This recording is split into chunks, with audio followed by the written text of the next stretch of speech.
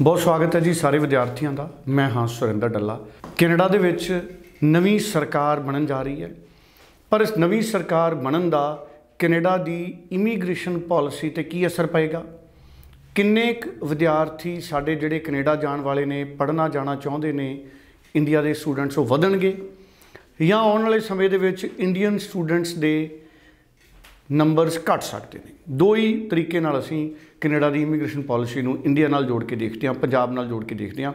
और ये बड़ा अहम विषय ये उपर अज साडे नाल जसमीत सिंह भाटिया जी मौजूद रहणगे, जिहड़े कि लैंडमार्क इमीग्रेशन के चीफ ने। और ये नाल जिहड़े स्टूडेंट्स के हुण वीज़ाज अपलाई ने, किसी का रिजल्ट आना है, किसी की फाइल अंडर प्रोसैस है, उन्हों का की बनेगा अगर सरकार बदल जाती है तो।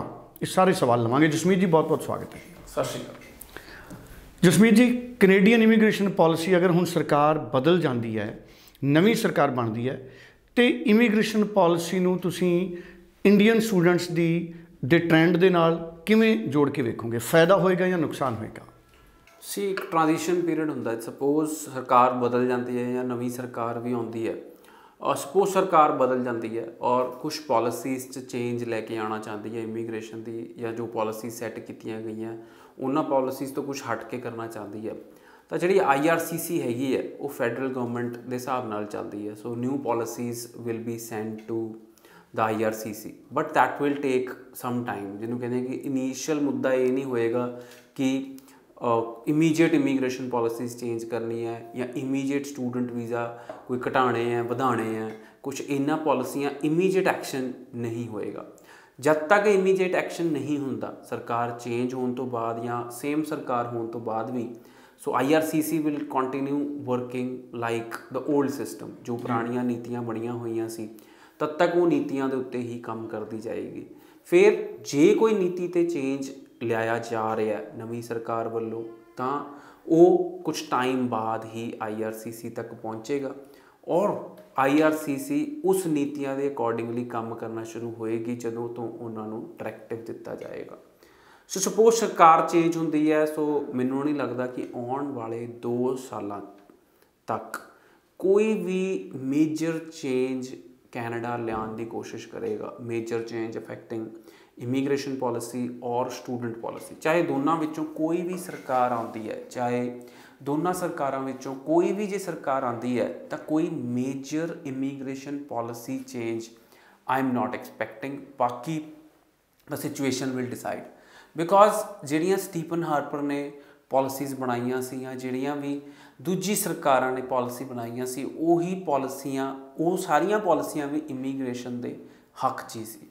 और कैनेडा का जिहड़ा कोर जिन्होंने कहिए हैगा इकोनॉमी रन करन दा जिहड़ा प्रोसैस है, that is immigration. So Canada एक कोर जिन्होंने कहते हैं कि कैनेडा नूं लगता है कि उन्होंने इकोनॉमी तां ही रन होएगी जे इमीग्रेशन पॉसीबल होएगी कैनेडा के अंदर।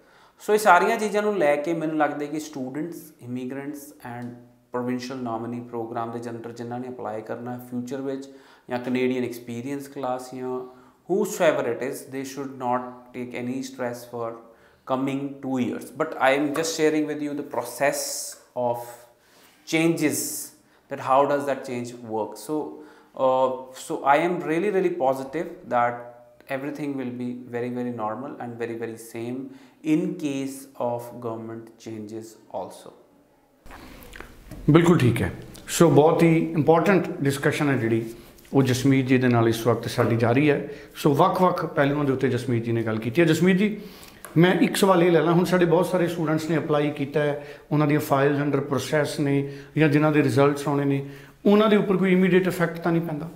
सो जिवें मैं तुहानूं पहलां कहा कि जे कोई पॉलिसी चेंज आ जाता है और इमीजिएट पॉलिसी चेंज नहीं लिया जाएगा, सो जिन्हां दी फाइल सबमिट है या इमीजिएटली कोई फाइल लॉन्च भी कर रहा है, सो नवी पॉलिसी अंडर हले घट्टो घट्ट नहीं तो 6 महीने साल तक कोई भी इफैक्ट नहीं आएगा। सो जे इफैक्ट भी तो आएगा जे कोई पॉलिसी चेंज होएगी। और जो कैनेडा का पिछले 20 सालों तो ट्रेंड रहा है वो इंक्रीज़ ही होया। इमीग्रेशन जिन्होंने हैगी है, immigrants are increasing, students are increasing, there are new programmes which are coming up. But हुण कहा जा रहा है कि इमीग्रेशन इस इलैक्शन तो बाद Canadian experience class national occupation classification ਜਿਹੜੀ NOC ਕੋਡਸ ਵਿੱਚ ਵੀ ਚੇਂਜਸ ਲਿਆਉਣ ਦੀ ਗੱਲ ਕੀਤੀ ਜਾ ਰਹੀ ਹੈ। ਕੈਨੇਡੀਅਨ ਐਕਸਪੀਰੀਅੰਸ ਕਲਾਸ ਨੂੰ PR ਚੇਂਜਸ ਲਿਆਉਣ ਦੀ ਗੱਲ ਕੀਤੀ ਜਾ ਰਹੀ ਹੈ। PNP ਪ੍ਰੋਗਰਾਮ 'ਚ ਚੇਂਜਸ ਲਿਆਉਣ ਦੀ ਗੱਲ ਕੀਤੀ ਜਾ ਰਹੀ ਹੈ। ਸੋ ਲੈਟਸ ਸੀ ਕਿ those changes are in for positive sides only, there are no negatives to it, but it is too early to say that ki those changes will bring as soon as possible, as soon the government changes. But I am really hopeful that the government changes or no changes will not affect the immigrants or the student visa. ਬਿਲਕੁਲ ਠੀਕ ਹੈ। ਸੋ ਹਜੇ ਤੱਕ ਕਿਸੇ ਤਰ੍ਹਾਂ ਦੇ ਜਿਹੜਾ ਪ੍ਰਭਾਵ ਪੈਣ ਦੀ ਜਿਹੜੀ ਸੰਭਾਵਨਾ ਉਹ ਬਹੁਤ ਘੱਟ ਹੈ, ਜਿਹੜੀਆਂ ਫਾਈਲਸ ਆਲਰੇਡੀ ਅੰਡਰ ਪ੍ਰੋਸੈਸ ਹੈ ਜਾਂ ਜਿਨ੍ਹਾਂ ਦੇ ਰਿਜ਼ਲਟਸ ਦਾ ਇੰਤਜ਼ਾਰ ਹੈ। ਤੁਸੀਂ ਵੀ ਕੈਨੇਡਾ ਦੇ ਵਿੱਚ ਫਾਈਲ ਅਪਲਾਈ ਕਰਨੀ ਹੈ 90413 90412। ਤੁਸੀਂ WhatsApp ਕਰੋ ਆਪਣਾ ਪ੍ਰੋਫਾਈਲ, ਤੁਸੀਂ ਇਸ ਨੰਬਰ 'ਤੇ ਟੈਲੀਫੋਨ ਕਰਕੇ ਅਪਾਇੰਟਮੈਂਟ ਬਣਾਓ ਜਸਮੀਤ ਜੀ ਨੂੰ ਮਿਲਣ ਨੂੰ, ਔਰ ਤੁਸੀਂ ਈਮੇਲ ਕਰੋ info@landmarkimmigration.com 'ਤੇ। ਕੋਈ ਵੀ ਕਨਫਿਊਜ਼ਨ ਹੈ, ਕੋਈ ਕਲੈਰਿਟੀ ਚਾਹੀਦੀ ਹੈ तो जसमीत जी को परसनली मिलो, किसी भी लैंडमार्क के ऑफिस विजिट करो और अपनी कन्फ्यूजन दूर करो। Thank you so much Jasmeet ji. धन्यवाद।